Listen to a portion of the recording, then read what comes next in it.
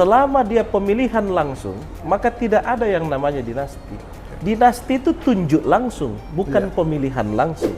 Saya selalu dikasih tahu terkait mitos Sulawesi Selatan. Belum pernah ada kan anak yang berhasil menggantikan orang tuanya di Sulawesi Selatan.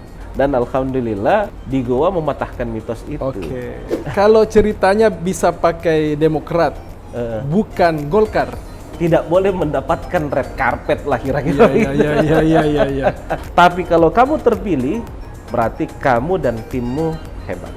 Bagaimana bisa menyalurkan aspirasi atau sering bertentangan dengan senior? Karena Anda waktu itu sangat termuda, Pak Bupati. Dan saya dulu selama jadi anggota DPRD, periode pertama, 2009-2014, tidak pernah ada yang panggil saya Pak. Semua mau manggil saya Nak. Nanti periode kedua, baru ada yang panggil saya Bang, jadi agak senior-senior dikit.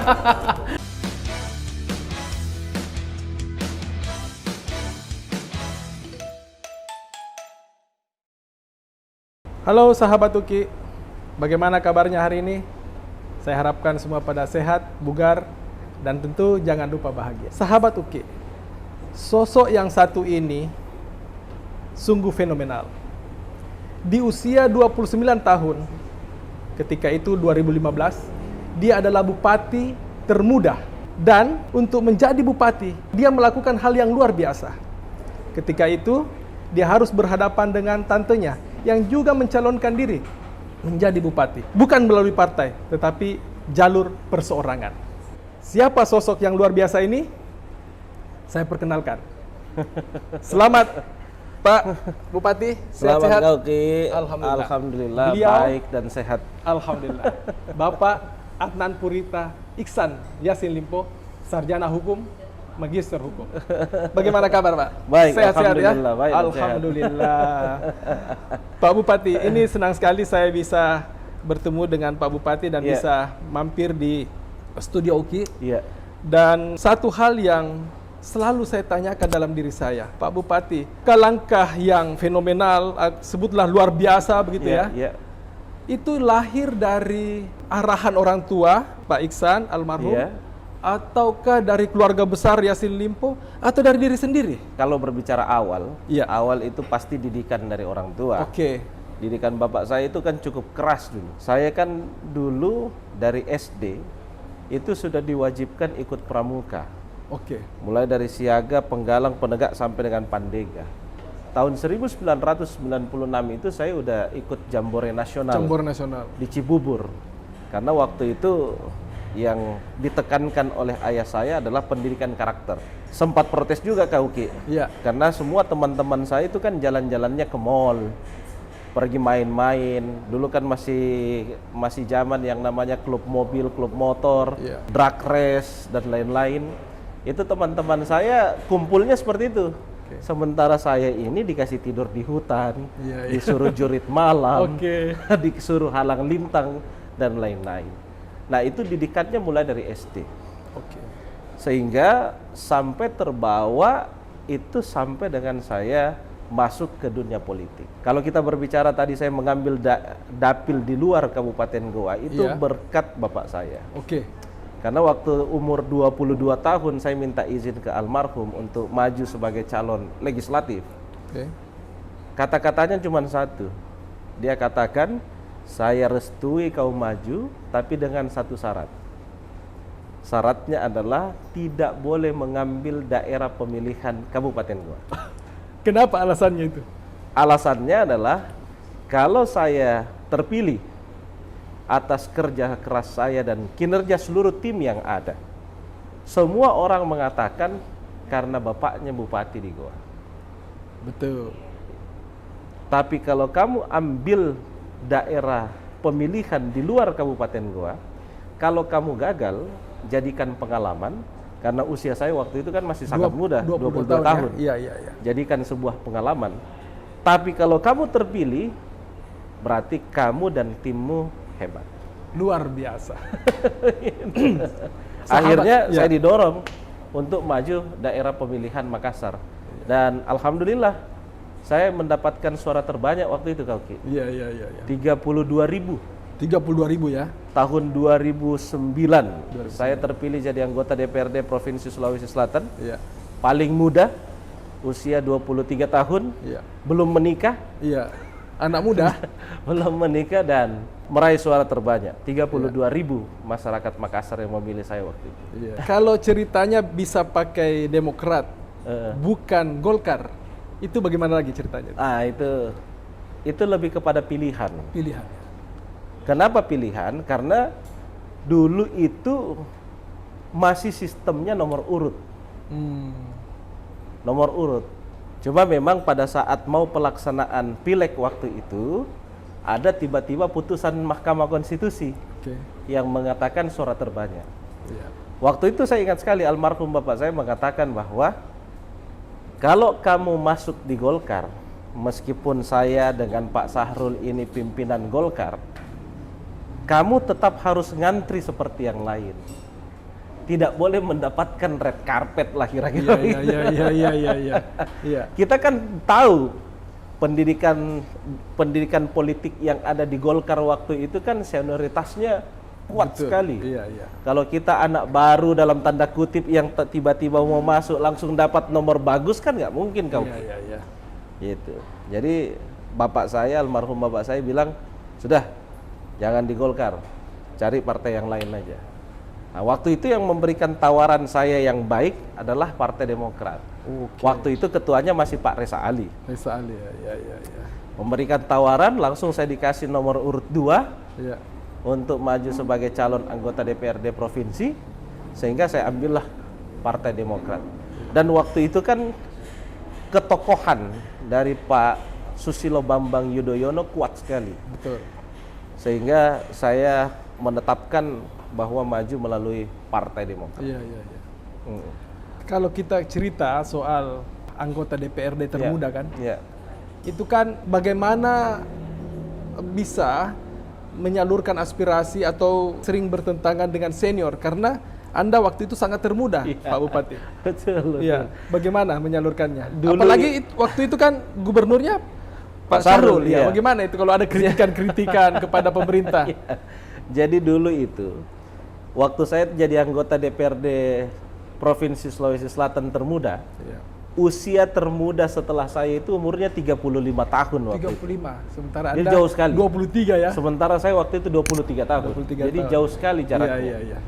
Dan saya dulu selama jadi anggota DPRD periode pertama 2009-2014 tidak pernah ada yang panggil saya Pak, semua mau manggil saya Nak. Saking mudanya itu ya. Saking mudanya. Dan semua yang saya temani waktu itu senior. Yang memang sudah senior seperti saya sebut saja kayak Pak Adil Patu, Pak Ashabul Kahfi, Pak Muhammad Rum. Itu kan semua senior-senior politik kita. Jadi tidak ada yang memanggil saya Pak. Yang semua ada adalah Nak. Gitu. Nanti periode kedua baru ada yang panggil saya Bang, jadi agak senior-senior dikit. Bang jadi. Ada yang panggil Bang karena sudah masuk kan. Golkar-golkar yang muda itu kan udah masuk kayak Sofyan, Ogi, Riogi Baru, Sofyan Pangkep. Itu kan sudah banyak anak muda juga yang masuk anak muda. Sudah banyak anak muda. Nah, jadi dulu saya itu bahkan saya 1 tahun menjadi anggota DPRD Provinsi Sulawesi Selatan. Itu pesannya almarhum bapak saya satu, kalau bisa kamu jangan bersuara dulu. Terus saya tanya, kenapa nggak bisa bersuara? Kamu harus pelajari dulu. Makanya saya selama 1 periode menjadi anggota DPRD, periode 2009 dan 2014, itu tidak boleh mengambil jabatan. Di luar? Tidak boleh mengambil jabatan di DPR. Tidak boleh jadi pimpinan komisi, tidak boleh jadi pimpinan fraksi. Padahal dan bisa. Lain-lain. Ditawari juga iya. Apalagi suara terbesar. Jadi mendapatkan tawaran yang cukup baik. Tapi almarhum bapak saya bilang jangan, kamu harus 1 periode ini jadi anggota biasa terus, supaya kamu pelajari cara pemerintahan itu seperti apa. Sehingga 1 tahun pertama itu, semua yang namanya peningkatan kapasitas anggota DPRD, itu saya tidak pernah lewatkan ke UKI. Semua saya ikuti dengan baik. Untuk saya pelajari ini maksudnya apa ini. Membaca APBD ini seperti apa, menjabarkan APBD ini seperti apa. Itu saya ikuti semua. Dari awal sampai dengan 1 tahun pertama, sakit pun saya masuk. Karena menseriusi supaya kita tahu seperti apa penjabaran APBD. Nanti tahun kedua baru mulai. Nah, kalau ada kritik yang masuk kepada Pak Sahrul, biasanya saya tampung kritik itu, baru saya diskusikan kepada almarhum bapak saya. Baru saya biasanya sampaikan langsung ke beliau, ke Pak Sahrul waktu itu. Ini ada begini, gimana cara jawabnya? Saya ini kan beruntung, bersyukur, belajar pada 2 guru politik yang hebat. Dididik oleh almarhum bapak saya dengan ketegasan dan komitmennya. Dimentori oleh Pak Sahrul.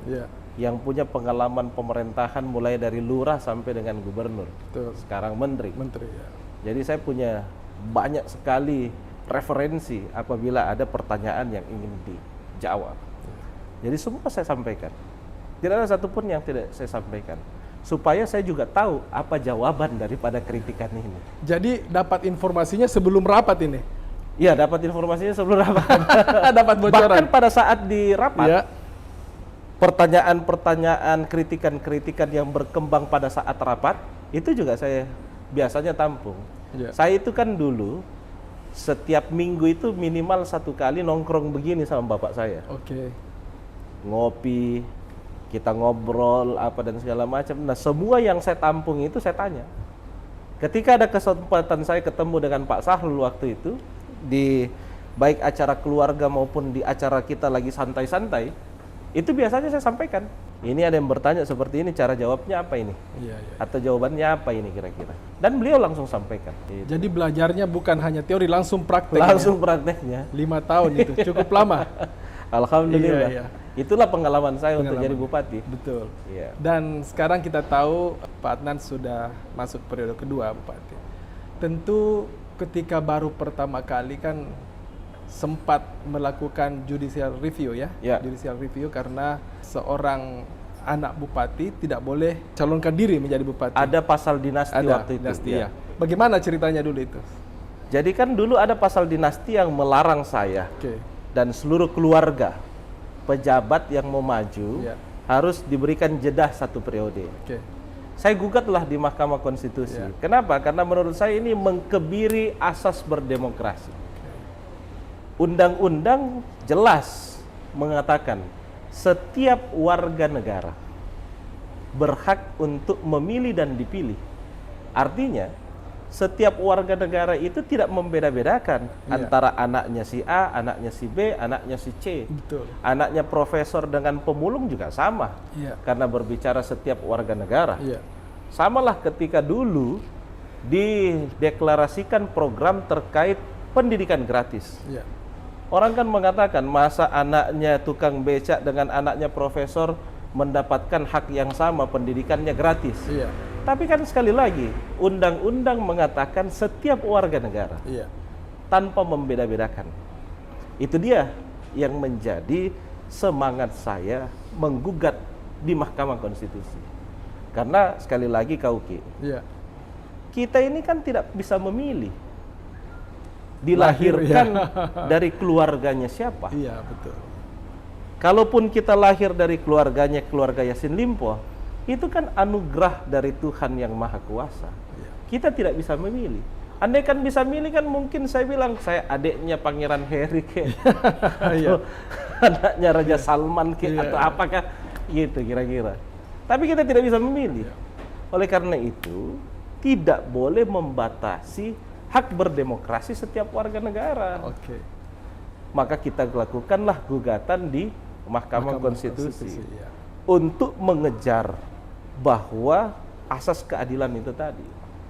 Apalagi Undang-Undang Dasar telah mengamanahkan setiap orang warga negara memiliki hak dipilih dan untuk memilih. Jadi sejak diputuskan oleh MK itu semua orang termasuk yang anak bupati bisa bisa mencalonkan diri. Dan itu banyak diikuti akhirnya. Alhamdulillah semua banyak yang ikut. Yang dilakukan oleh Pak Adnan itu ya, Pak Bupati. Tadi disebutkan Pak Adnan ya, kita ini tidak tahu akan dilahirkan oleh siapa begitu. Betul. Dan Pak Adnan dilahirkan oleh keluarga besar Yassin Limpo. Kita tahu semua bahwa khusus di Goa, paman Pak Adnan 2 periode Pak Syahrul Yassin Limpo, mulai dari lurah sampai dengan menteri sekarang, itu dua periode menjadi bupati. Kemudian turun ke adiknya Pak Iksan, bapak saya almarhum, itu juga 2 periode. Dan sekarang sejak yang lalu itu adalah Pak Adnan sebagai bupatinya. Bagaimana rasanya? Bagaimana bebannya menjadi bupati yang sebelumnya itu masih keluarga semua? Bagaimana? Ada beban tersendiri tidak itu? Iya. Kalau dikatakan bebannya kepada prestasinya. Oke. Bebannya kepada prestasinya. Dan masing-masing memiliki karakter. Iya. Kau kan tahu sekali. Iya. Karakternya Pak Syahrul dengan almarhum bapak saya kan beda ya. Beda ya. Sangat betul. beda. Karakternya Pak Syahrul orang suka karena dia berteman dengan semuanya orang. Betul. Humble. Iya. Dia menyapa semua orang. Ini terus yang saya dapat cerita awal-awal saya jadi bupati. Oke. Bahkan musuhnya pun dirangkul-rangkul seperti itulah kira-kira. Kalau bapak saya tegas, cenderung keras. Iya. Kalau tidak ada kepentingan jangan maju dan lain-lain. Nah, semua cerita ini saya dapatkan waktu jadi bupati di awal-awal. Maka cara saya waktu itu adalah saya harus tahu apa kelebihannya Pak Syahrul dan apa kekurangannya Pak Syahrul. Apa kelebihannya almarhum bapak saya dan apa kekurangannya. Saya coba kombinasikan. Dari 2 mentor ini ya? Dari 2. Iya. Bapak saya adalah mentor saya, Pak Syahrul adalah guru politik saya. Oke. Jadi dua-duanya ini saya cari yang mana baiknya dan yang mana kekurangannya. Saya coba kolaborasikan. Kekurangannya masing-masing saya coba tutupi. Saya berusaha untuk tutupi. Tapi yang baiknya kedua-duanya saya coba lanjutkan. Gitu. Oke. Sahabat Uki, dan hasilnya Kabupaten Goa di bawah kepemimpinan Pak Adnan 168 penghargaan. 168. Nah, tentu ini tidak mudah diraih. Dan kita tahu bahwa beberapa tahun lalu orang tua Pak Adnan, Pak Iksan, meninggal dunia. Itu bagaimana rasanya ketika itu? Sebagai orang tua, sebagai ayah juga, sebagai mentor, tiba-tiba mendahului kita. Apa yang paling terasa ketika itu? Kalau berbicara apa yang terasa, sangat kehilangan. Iya. Saya betul-betul merasa sangat kehilangan. Apalagi pada saat saya pilkada periode kedua, dulu kan waktu pilkada saya periode pertama, itu tugas saya yang pertama membaca terkait dengan kewenangan kepala daerah, membaca tugas dan fungsi seorang bupati, menyusun visi misi dan sosialisasi. Itu tugas saya yang diberikan kepada bapak saya.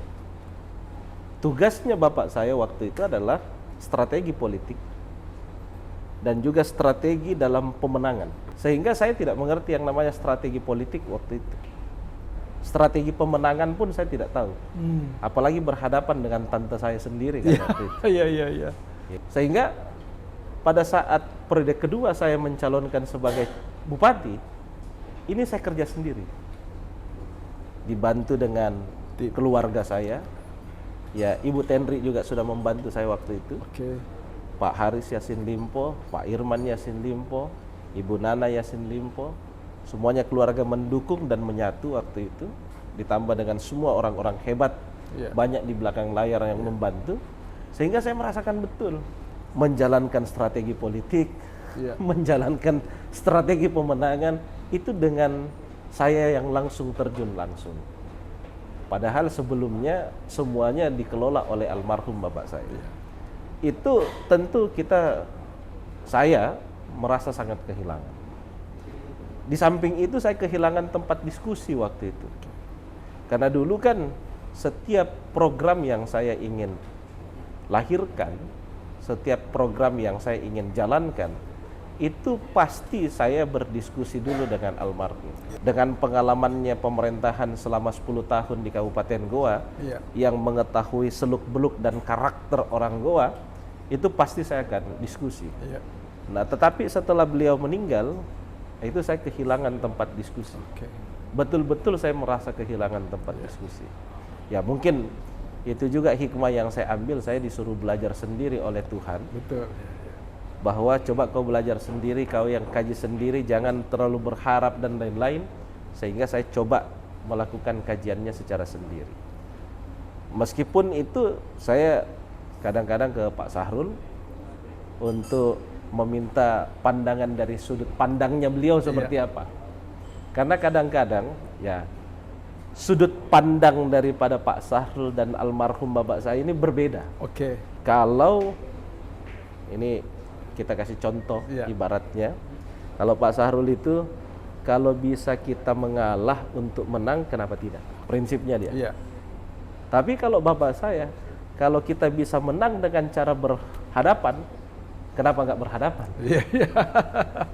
Iya. Jadi akhirnya itu yang dipadukan. Itu yang dipadukan. Oke. Kalau saatnya kita harus berhadapan, kita berhadapan. Tidak ada kata mundur. Tapi kalau saatnya kita harus mengalah untuk meraih yang lebih baik, kemenangan itu, maka kita harus mengalah dulu. Tapi kalau saya menilai kayaknya pengaruh Pak Sahrul ini lebih besar. Kelihatannya Pak Adnan ini kalau misalnya ada masalah tidak terlalu keras dan cenderung low profile gitu. Atau bagaimana? Atau saya salah? Iya. Ya itu kan penilaian. Iya. Hanya memang menurut saya sekarang ini jawabannya tidak lagi harus berhadapan-hadapan. Mungkin waktu itu zamannya berhadapan itu merupakan pilihan yang terbaik. Tapi seiring perkembangan zaman yang kita lihat saat ini, berhadapan-hadapan itu bukan cara untuk menyelesaikan persoalan. Tetapi lebih banyak mengalah untuk menang. Itu lebih menyelesaikan persoalan. Tapi bukan berarti kita takut. Betul. Tidak. Saya dididik dengan almarhum bapak saya itu bukan untuk takut, tidak. Gitu. Karena kalau saya lihat 2000 pertama masuk DPRD, kemudian mau masuk bupati, semua melawan arus begitu ya. Tidak seperti yang orang pikirkan gitu. Tapi akhir-akhir ini kelihatan lebih kalem gitu setelah almarhum ya. Ini kan 10 tahun, kemudian 10 tahun, sekarang bertambah lagi dari Pak Adnan. Apa legacy yang akan diberikan kepada masyarakat Goa dan Goa khususnya? Selain dari tadi penghargaan 180 lebih penghargaan. Yang kalau kira-kira begini, itu hasilnya dari Pak Adnan. Kalau bicara Goa, apa kira-kira yang akan diberikan? Kalau kita berbicara Goa saat ini, ibarat kita membangun sebuah rumah. Pak Sahrul dengan almarhum bapak saya sudah membangun pondasi yang cukup kuat. Pondasi ya. Pondasinya yang cukup kuat. Sekarang saya bagaimana menyelesaikan pembangunan rumah itu. Menyelesaikan secara keseluruhan, kita berbicara finishingnya. Menyelesaikan secara keseluruhan sehingga dia menjadi rumah yang nyaman. Nyaman untuk ditinggali. Rumah yang nyaman untuk ditinggali itu sehingga siapapun nanti yang mengisi rumah itu, dia betul-betul merasa nyaman berada dalam rumah itu. Legacy yang akan saya hasilkan untuk Kabupaten Goa lebih kepada sumber daya manusianya, SDM-nya. Saya tidak berbicara pada infrastrukturnya, meskipun infrastruktur juga saya bangun. Tapi prioritas saya bukan kepada investasi infrastruktur, tapi lebih kepada investasi pendidikan.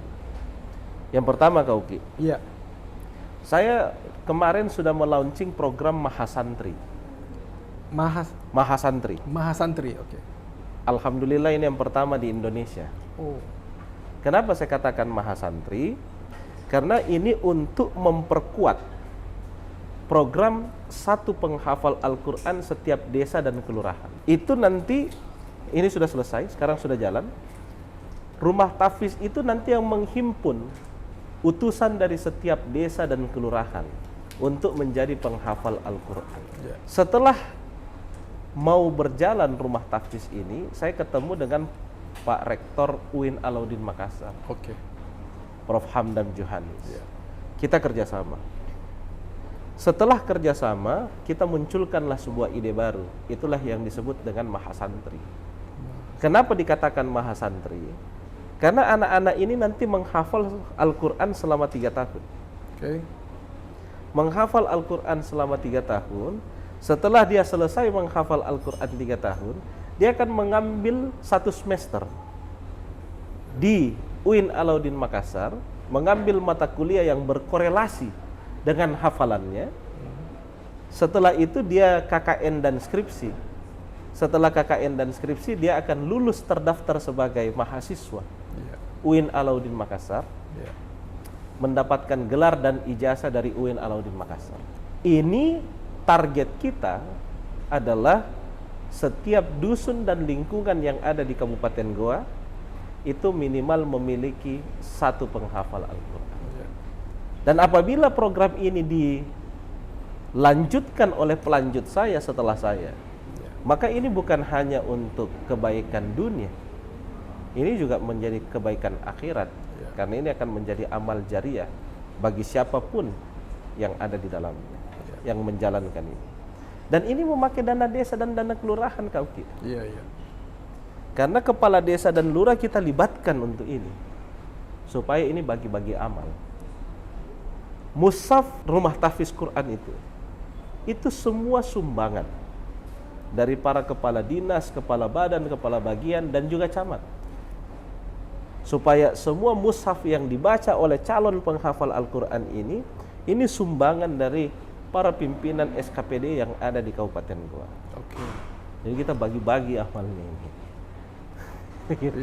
Tiap tahun. Makanya kita tidak anggarkan dalam APBD. Sumbangan semua ya? Semua sumbangan pribadi. Saya minta betul uang dari gajinya masing-masing.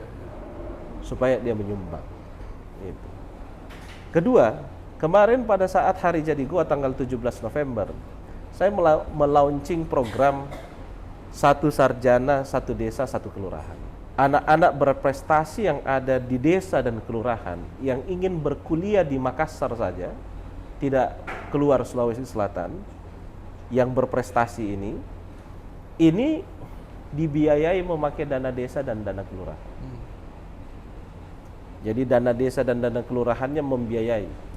Selama ini dana desa itu ada untuk pendidikan, tapi rata-rata orang memakainya itu sebagai infrastruktur pendidikan. Lebih diarahkan kepada infrastruktur pendidikan. Nah, saya kumpul para kepala desa dan lurah. Saya minta Anda anggarkan 10 sampai 20 juta aja. Bukan infrastruktur pendidikan, tapi beasiswa pendidikan. Sehingga 1 desa minimal mengirim 1. Jadi kalau yang sudah lulus SMPTN dari desa itu sudah biaya itu aja. Kalau ada anak di desanya atau di kelurahannya yang lulus SMPTN, sudah biayai saja itu. Karena itu sudah menjadi syarat untuk dia dibiayai. Nah, ini kalau 2 setiap desa dan kelurahan, maka 167 dikali 2. Ada 334 orang kita biayai untuk menjadi SDM yang unggul dan berkualitas di masa yang akan datang. Artinya sahabat UKI, peningkatan SDM menjadi jauh lebih penting, walaupun yang lain juga penting begitu. Nah, kalau kita anggap Kabupaten Goa ini adalah rumah, tentu ada bagian-bagian, sebutlah itu Malino. Ini Malino mau di model bagaimana ini? Mau dikembangkan seperti apa Malino sebagai tempat wisata? Kauki, Malino ini kan kita sudah menjadi destinasi pariwisata. Tapi kita menjadikan Malino ini sebagai destinasi pariwisata unggulan. Bukan hanya Kabupaten Goa, bukan hanya Sulawesi Selatan, tapi Indonesia. Kita mau jadikan sebagai destinasi pariwisata unggulan. Kenapa kita menjadikan ini sebagai destinasi pariwisata? Goa itu harus memproklamirkan dirinya sebagai daerah pariwisata. Kenapa Goa harus memproklamirkan diri sebagai daerah pariwisata? Karena catatan BPS, Badan Pusat Statistik, 45% penduduk Kabupaten Goa tinggal di Kabupaten Goa, tapi kerjanya di Makassar. Makassar. Ada tadi, ya ini nih salah satunya. Iya, kerjanya di sini, tinggalnya di Goa. Artinya apa? Kita sulit menaikkan pendapatan per kapita masyarakat Kabupaten Goa karena rata-rata kita hanya hitung dia sebagai pertambahan penduduk, tapi uangnya dia belanjakan di Makassar. Oke. Contoh misalnya Kauki. Iya. Seorang, ini contoh ya, kita ambil contoh saja. Contoh guru.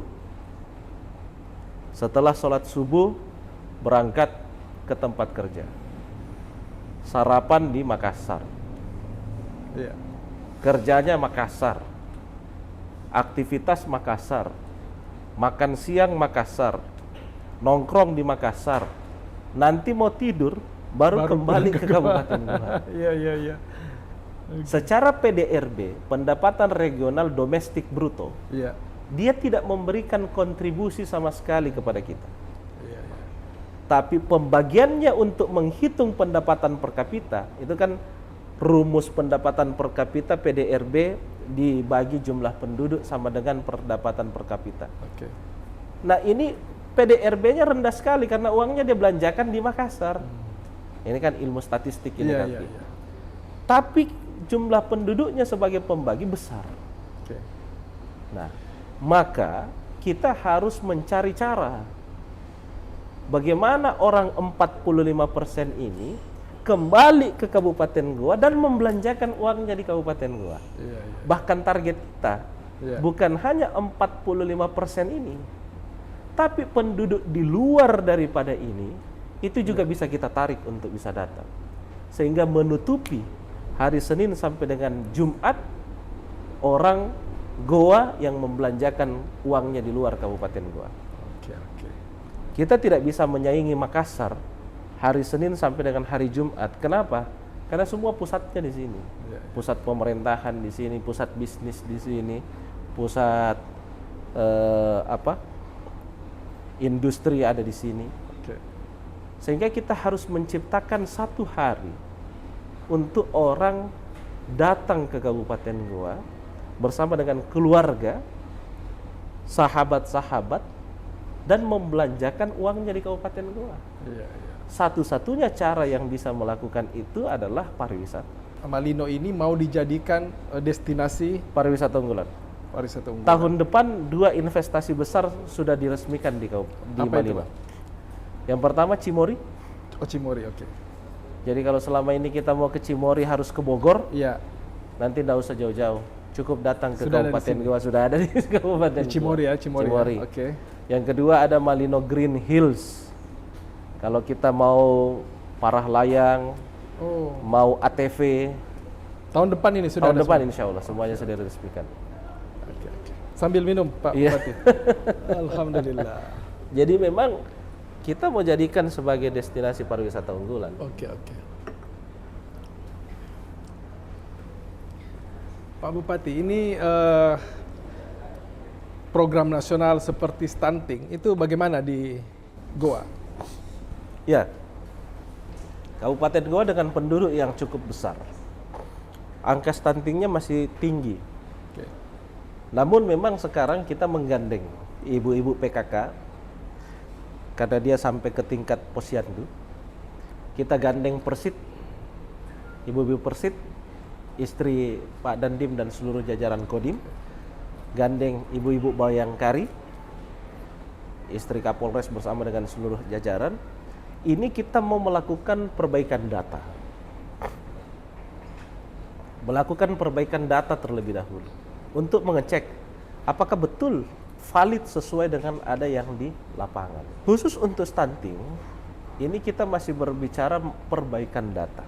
Kita lakukan pengecekan sampai dengan tingkat dusun dan tingkat lingkungan. Salah satu kebijakan karena Goa ini kan ada 9 dataran rendah, 9 dataran tinggi pegunungan. Dari satu desa ke desa yang lain itu pindah gunung, Kauki. Iya. Kalau kita pernah ke Malakaji, ke Birimbulu, apa dan segala macam, itu medannya cukup berat. Ke Birimbulu itu dari Sungguh Minasa butuh waktu 3,5 jam untuk bisa sampai ke sana. Iya. Dari satu kelurahan ke kelurahan yang lain, dari satu desa ke desa yang lain, ini berbatasan gunung, satu gunung dengan gunung yang lain. Oke. Medannya berat ya. Sehingga medannya yang cukup berat. Ditambah lagi, mungkin waktu melakukan pendataan ini kurang valid. Salah satunya waktu itu yang saya temukan adalah masih banyak yang memakai timbangan secara manual yang disebut dengan dacin. Jadi saya curiga karena ini masih manual, mungkin juga SDM-nya yang kurang baik apa dan segala macam. Inilah pada saat penginputan data tidak sesuai dengan yang ada di lapangan. Iya, iya, iya. Apalagi timbangannya manual. Maka tahun ini saya sudah keluarkan kebijakan, seluruh timbangan yang ada itu wajib digital. Oke. Nggak boleh lagi pakai manual. Sehingga kalau dia digital, orang SDM-nya pun tidak hebat, Bisa langsung. itu valid dan 100% valid. Iya. Sehingga ketika rilis keluar bahwa angka stunting di Kabupaten Goa tinggi, maka langsung saya lakukan pengecekan dan kita langsung melakukan perbaikan data. Alhamdulillah kita mendapatkan apresiasi dari pemerintah provinsi sebagai kabupaten dengan penurunan angka stunting tercepat di Sulawesi Selatan. Dari berapa ke berapa itu? Angkanya saya agak lupa ya, Kak Uki. Tapi penurunannya tercepat. Oke. Dan itu diserahkan pada saat Hari Jadi Sulawesi Selatan. Kemarin ya. Oke. Itu cara yang kita lakukan. Sambil sekarang saya bersyukur Iya. ada investasi Cimory yang akan masuk. Dan nanti kita akan MOU dengan Cimory. Karena nanti sapi perah itu kita buat plasmanya berbasis masyarakat. Sehingga semakin besar permintaan, semakin tinggi juga keperluan bahan baku. Artinya masyarakat kita ini bisa lebih sejahtera dengan sapi perah. Ditambah itu, salah satu untuk memberantas stunting adalah 4 sehat 5 sempurna, Kak Uki. 4 sehat 5 sempurna itu kan salah satunya adalah susu. Susu ya. Cimory yang siapkan. Cimory yang siapkan. Oke. Saya ingat dulu waktu saya sekolah SD, itu tiap bulan kita dikasih minum susu. Tiap bulan, tiap awal bulan. Di sekolah saya itu disiapkan minum susu. Mobilnya masuk ke dalam sekolah, kita ngantri dengan gelas-gelas kecil plastik, antri ambil susu. Minum dulu. Karena terlalu sedikit kita masuk lagi ngantri sampai 3 kali minum susu kira-kira gitu. Itu pun kita dikasih susu bubuk. Iya. Iya kan, susu bubuk. Iya. Ini fresh from the oven. Iya. Jadi untuk memberantas stunting dan membangun sumber daya manusia yang hebat di masa yang akan datang, salah satu itu adalah minum susu. Makanya saya bersyukur masuknya Cimory ini, insya Allah mudah-mudahan semakin meningkatkan sumber daya manusia yang ada di Kabupaten Goa dan semakin kita berantas stunting sampai ke akar-akarnya. Salah satunya dengan pemberian asupan susu yang baik kepada anak-anak kita. Iya, Pak Bupati, kalau tadi kita lihat jumlah penghargaan dan upaya-upaya yang dilakukan baik infrastruktur maupun terlebih lagi ke SDM, ini kan tidak mudah dilakukan. Nah, ini kita tahu bahwa perhelatan pilkada juga tidak lama lagi. Kita tahu juga bahwa Goa ini seperti yang disampaikan tadi, selama ini sebutlah berada di klan Yassin Limpo begitu. Hampir 30 tahun nanti. Ini nanti bagaimana ini? Apa akan ada tetap dari klannya atau mungkin ada dari luar atau bagaimana Pak Bupati menyiapkan semua ini? Ya, kita akan lihat perkembangannya ke depan. Makanya itu tadi, Kak Uki. Salah satu alasan saya juga menggugat pasal dinasti itu, karena minta maaf ya. Banyak orang mengatakan ini subjektif, tapi bagi saya ini adalah objektif. Kenapa saya katakan objektif? Bagi saya tidak ada dinasti di Indonesia. Kenapa? Apalagi berbicara pemilihan langsung. Okay. Selama dia pemilihan langsung, maka tidak ada yang namanya dinasti. Dinasti itu tunjuk langsung, bukan pemilihan langsung. Oke, betul. Kalau misalnya saya seorang bupati, lalu sekda saya, kadis-kadis saya, semua keluarga saya, itu baru namanya dinasti. Tapi kalau kita melalui pemilihan langsung, rakyat yang memilih, rakyat yang diberikan ruang yang cukup luas untuk menilai siapa yang dia nilai pantas dan layak untuk dipilih, maka itu bukan namanya dinasti. Toh, beberapa, ini minta maaf ya. Sebelum saya terpilih menjadi Bupati Goa tahun 2015 yang lalu, saya selalu dikasih tahu terkait mitos Sulawesi Selatan. Belum pernah ada kan anak yang berhasil menggantikan orang tuanya di Sulawesi Selatan. Mohon maaf dengan segala hormat saya, kita melihat Jane Ponto, anaknya Pak Raja Milo, maju sebagai bupati, gagal. Ya. Bantaeng, ya. Pak Sikin Sultan bersaudara, ya. Selayar, ya. Terus Maros, Bone, ya. Almarhum Pak Idris Galigo, ya. Dan banyak contoh lainnya. Artinya tidak otomatis ya? Tidak otomatis. Dan bahkan sebelum saya terpilih, orang selalu menyampaikan mitos itu kepada saya. Iya. Oke. Iya. Itu menandakan bahwa seandainya berbicara dinasti, maka keluarganya ini sudah pasti terpilih. Ternyata tidak. Ternyata tidak. Kenapa? Karena pemilihan langsung. Dan hanya terjadi di Goa. Dan alhamdulillah di Goa mematahkan mitos itu. Oke. Sinjai, Pak Seto itu kan dulu mau menggantikan bapaknya langsung kan kalah. Iya. Nanti setelah jeda Pak almarhum Pak Sabirin, baru Pak Seto bisa terpilih. Betul. Jadi bupati di Sinjai. Iya. Jadi banyak contoh. Iya. Nah, berbicara Kabupaten Goa seperti yang Kak Uki maksud, kita akan lihat. Iya. Apakah memang masyarakat Kabupaten Goa masih menginginkan keluarga dari Yassin Limpo? Iya. Kalau memang keinginan masyarakat Kabupaten Goa masih kuat untuk itu, maka semua punya hak dalam dipilih dan memilih. Sekiranya masih ada keinginan masyarakat, kira-kira siapa yang disiapkan? Oh, nanti kita belum lihat itu. Belum ada saya siapkan. Oke.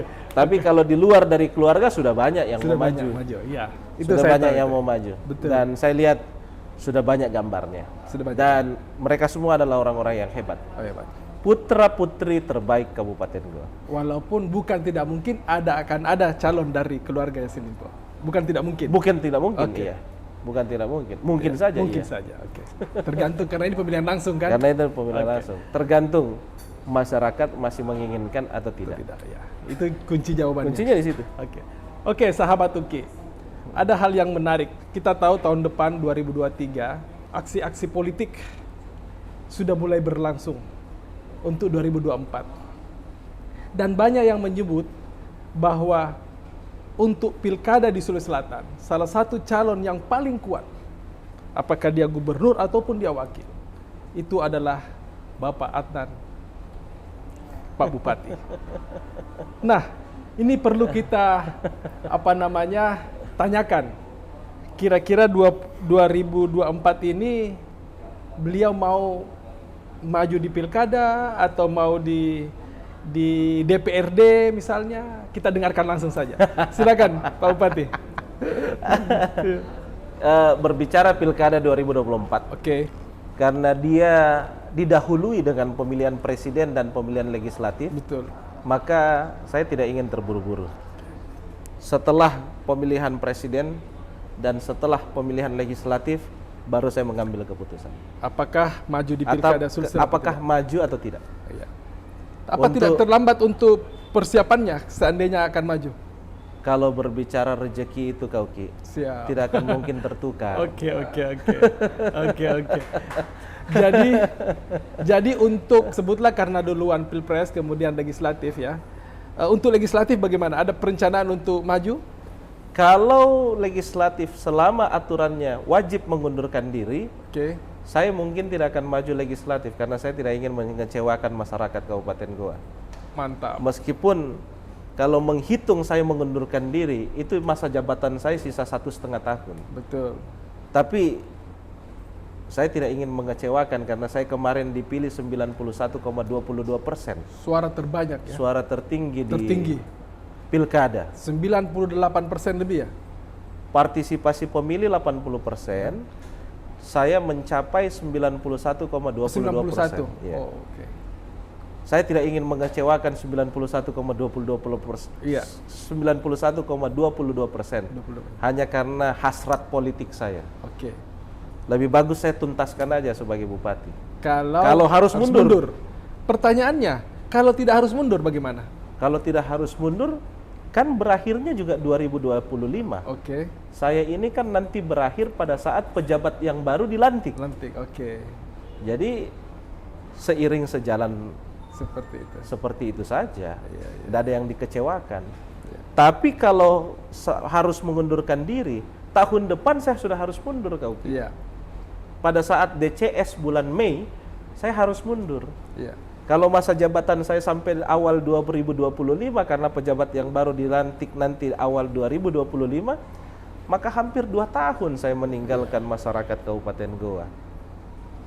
Saya tidak ingin mengecewakan sekali lagi yang 91,22% ini. Oke, untuk Kabupaten Goa. Untuk Kabupaten Goa. Tapi kalau seperti dikatakan tadi, kalau besar keinginan, ini warga Sulawesi Selatan yang lebih besar, menginginkan Pak Adnan masuk di Sulawesi Selatan. Kan tidak harus mundur kalau itu. Tetapi maksud saya kalau misalnya masuk ya calon, bersedia untuk sekiranya akan diminta menjadi salah satu mungkin wakil atau calon gubernur setelah Pilpres dan Pileg. Oh, karena kalau kita lihat ini Pak Bupati, survei tentang Adnan Purita. Dari Indo Supporting Idea, Research and Political Consultant, Insight ya. Memonitoring 5 juta pengguna Facebook, itu Pak Adnan tertinggi.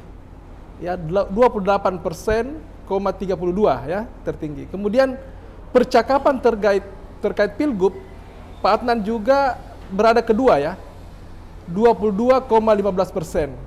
Jadi seperti yang dituliskan, hasil survei agregasinya Polmark Indonesia menampilkan kader muda Partai Golkar, Adnan Purita Iksan, mengungguli nama-nama besar lainnya seperti Nurdin Halid, Ilham Arif Sirajudin, M.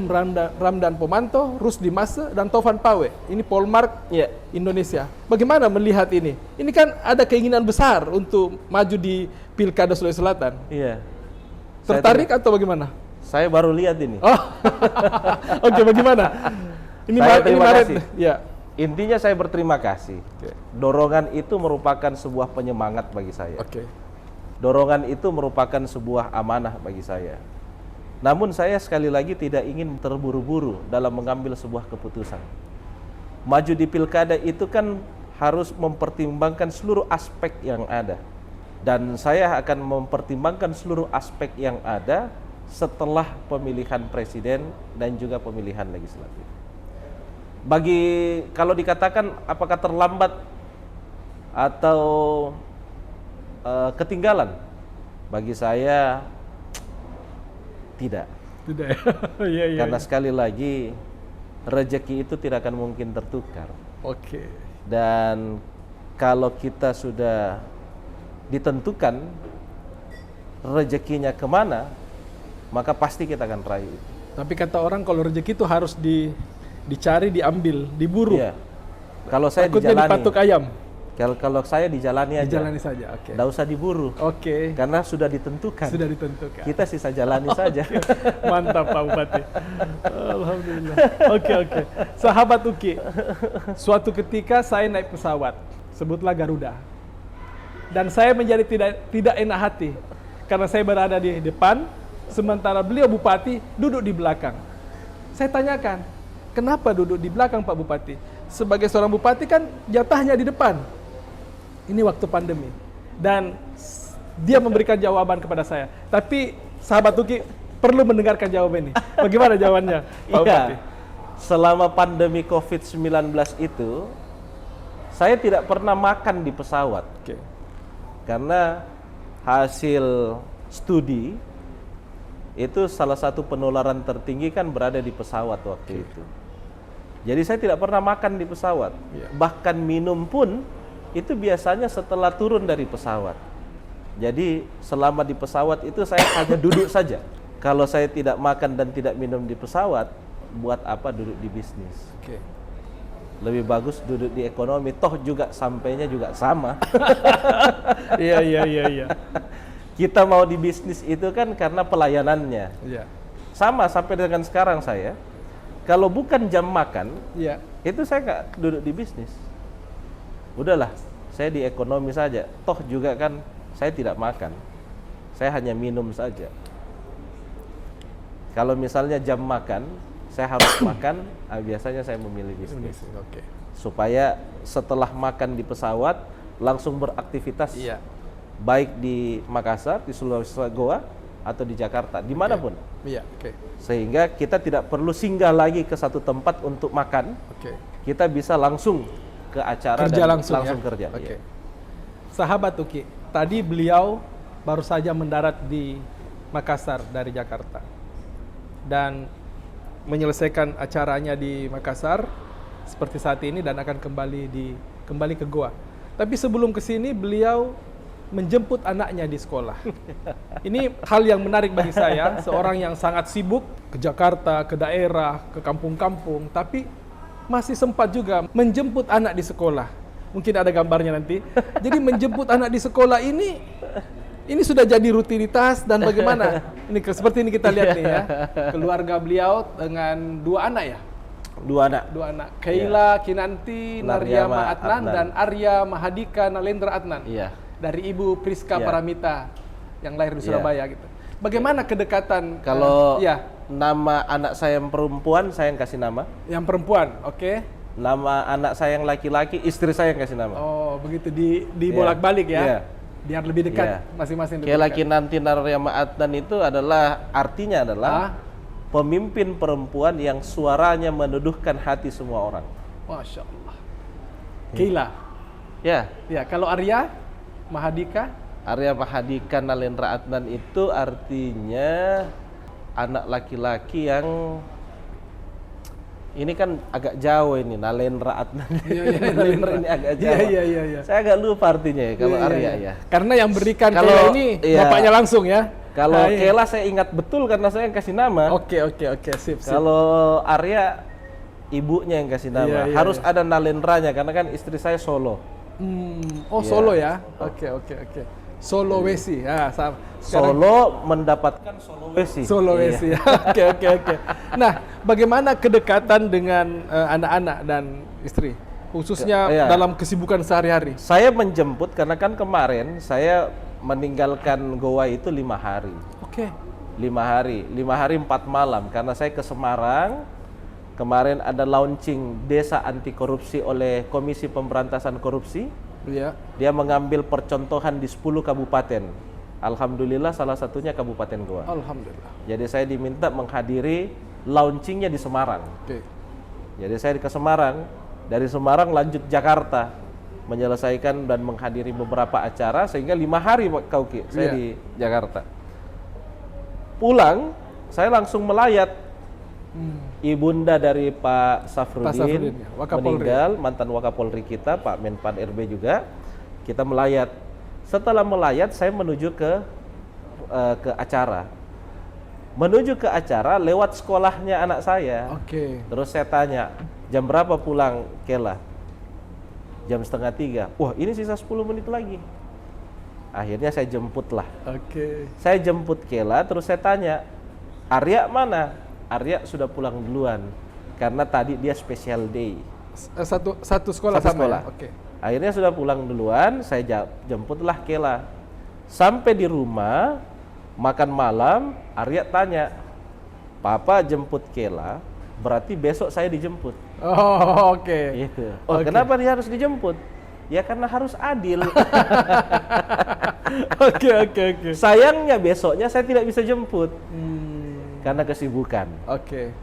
Nah, kebetulan tadi saya baru tiba, langsung menghadiri, menjadi saksi pernikahan tadi, anaknya salah satu camat saya. Yeah. Setelah itu saya sempatkan waktu sebelum ke sini, jemput anak saya dulu, Arya, supaya dia tahu bahwa sudah adil. Adil. Memang sering ya ada protes-protes dari anak, waktunya Bapak kapan? Iya, sering. Yeah, Makanya saya itu Kak Uki, dalam 1 minggu, saya wajib menyisihkan 1 hari untuk keluarga. Untuk istri dan anak-anak 1 hari. Apalagi anak-anak ya. Kalau istri kan masih kadang kegiatan masih ikut. Tapi kalau anak-anak wajib. Jadi kalau misalnya acara saya itu di hari Minggu, misalnya cuman 1 atau 2, biasanya saya tarik ke hari Sabtu. Habiskan di hari Sabtu. Sampai malam, tidak ada masalah. Tapi hari Minggu kosong, bisa dengan keluarga. Bisa juga ketemu ibu saya. Bisa juga ketemu dengan saudara-saudara saya. Bisa juga ketemu dengan sahabat-sahabat saya. Waktunya lebih bebas ya. Lebih bebas. Karena biasanya kalau di Sabtu Minggu itu lebih banyak acara pernikahan aja. Betul. Pernikahan atau seminar atau kegiatan-kegiatan yang lain cuman 1 atau cuman 2. Warung kopi masih? Masih juga. Iya. Oke. Ya, sahabat Uki, banyak hal yang sudah kita dapatkan, informasi yang banyak, baik itu mengenai keluarga tadi, mengenai bagaimana perjuangan dan gigihan mendapatkan apa yang dicita-citakan, kemudian bagaimana membangun kota Kabupaten Goa. Ini semua sudah kita dapatkan. Dan satu hal lagi Pak Bupati, bagaimana Pak Bupati menyisihkan waktu untuk belajar? Karena kita kan tahu kemarin sudah ambil S2, ini apakah akan ambil S3-nya lagi? Sudah selesai. Sudah selesai juga S3-nya. Jadi apa yang terus dilakukan? Sekarang ini saya sudah mengajar, Kak. Mengajar lagi? Setiap hari Selasa. Setiap hari Selasa? Di Fakultas Hukum Unhas. Mata kuliah pasca sarjana ini? S2. S2 ya? Mata kuliah Politik Hukum. Politik Hukum, oke. Ya. Apakah, ini tadi berhubungan dengan anak tadi, terakhir Pak Bupati, apakah karena ini dari keluarga politik ya, politikus ya, apakah anak-anak juga disiapkan, diarahkan nanti untuk menjadi politikus atau terserah mereka? Dulu itu kalau dikatakan diarahkan, keluarga itu lebih banyak tidak mengarahkan. Lebih banyak kita menjunjung tinggi yang namanya demokrasi. Tergantung pilihannya masing-masing. Makanya di keluarga Yassin Limpo itu kan ada yang pengusaha, ada yang ASN, ada yang perbankan, dan lain-lain. Itu terbuka saja. Sama, dulu kan saya lulus. Saya ini dulu mau kuliah di Jakarta. Lulus di 2 universitas ternama di Jakarta. Terus setelah lulus, saya tanya ke almarhum bapak saya. Bapak saya kasih pertimbangan begini. Kamu cita-citanya ke depan mau jadi apa? Saya katakan, kalau dikatakan cita-cita ya mau di pemerintahan dan juga di politik. Dia langsung kasih saya pertimbangan begini. Kalau kamu mau pemerintahan dan politik, saran saya jangan kuliah di Jakarta. Saya tanya, kenapa tidak boleh kuliah di Jakarta? Yang pertama, politik itu situasinya cepat berubah-ubah. Kamu kuliah di Jakarta minimal 4 tahun. Mungkin bisa sampai 5 tahun.